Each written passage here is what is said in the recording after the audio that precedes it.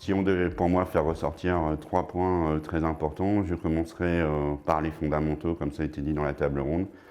La prophylaxie, donc les épamperages, les effeuillages, les relevages, c'est très important, c'est-à-dire éviter d'avoir des rameaux au sol, plutôt faire des pré-relevages, plutôt que d'attendre de faire un relevage entre guillemets définitif, mais qui in fine, mes rameaux soient par terre. Et si des fois, parce que voilà, personne n'est jamais parfait, donc ça peut arriver qu'on ait des rameaux au sol, et que la pluie soit passée, parce que des rameaux au sol, tant qu'il ne pleut pas, c'est pas grave, mais après une pluie, on est sûr que ces rameaux-là, ils sont contaminés par le milieu. Donc il faut, je sais, ça fait jamais plaisir s'il y a des grappes dessus, mais les sacrifier et pas chercher à les remonter, parce qu'une fois que le délai d'incubation du milieu sera passé, on aura déjà amené la maladie à l'intérieur du palissage, et après c'est ingérable sur des millésimes comme les 2 années passées.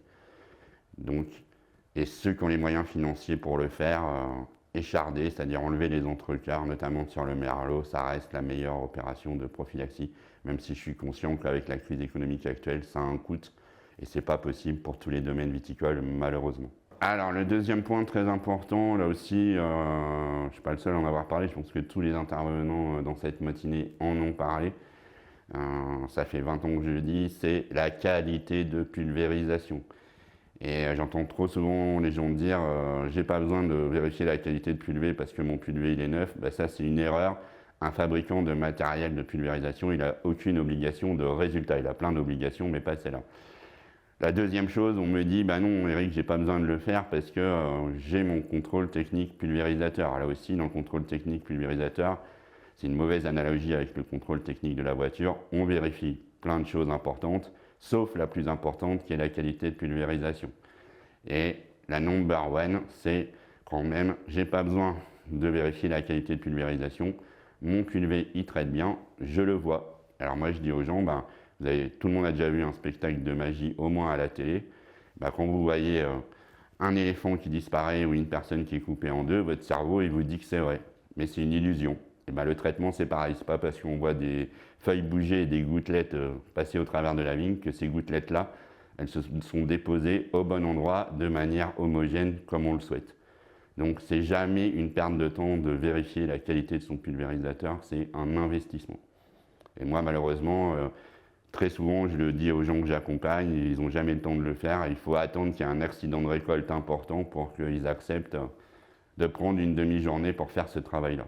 Et du coup, ça nous fait la transition pour parler de comment utiliser les doses de cuivre. Là aussi, il y a une erreur qui est trop commune de mon point de vue, c'est que les vignerons, les vigneronnes veulent adapter la dose en fonction de la pousse de la vigne, alors que c'est une prise de risque maximum. En fait, il faut adapter les doses de cuivre, non pas à la pousse de la vigne, mais au risque maladie et notamment mildiou en ce qui nous concerne pour cette vidéo. Donc, des gens sont tentés par exemple de mettre que 50 grammes de cuivre parce qu'il n'y a que 2-3 feuilles étalées, alors qu'il faudrait mettre au minimum 150 voire 200 grammes parce que les appareils qu'on utilise ne sont pas prévus pour traiter si peu de matériel végétal. Ils sont prévus pour traiter des vignes palissées en plein. Je fais exception des pulvérisateurs confinés, j'ai travaillé avec ces pulvés-là, et dans ce cas-là, on peut faire des bouillies à 400 grammes et mettre que 80 grammes hectare, mais on sait réellement où sont les 80 grammes. Et des millésimes comme 2023 et 2024, moi j'ai fait utiliser à des vignerons 350-450 grammes dès le mois de mai par exemple. Mais c'est en faisant ça qu'on a évité que le mildiou s'installe, et après au mois de juillet on a pu mettre que 200 grammes, voire arrêter les traitements dès la mi-juillet ou fin juillet en sauvant la récolte. Alors que celui qui aura mis que 50 grammes, il va laisser la maladie s'installer, et après on passe toute la saison à courir après la maladie.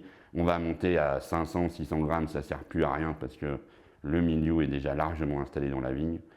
Et donc voilà, pour mettre moins de cuivre, il ne faut pas chercher à en mettre le moins à chaque traitement, il faut chercher à mettre la dose adaptée au risque au bon moment.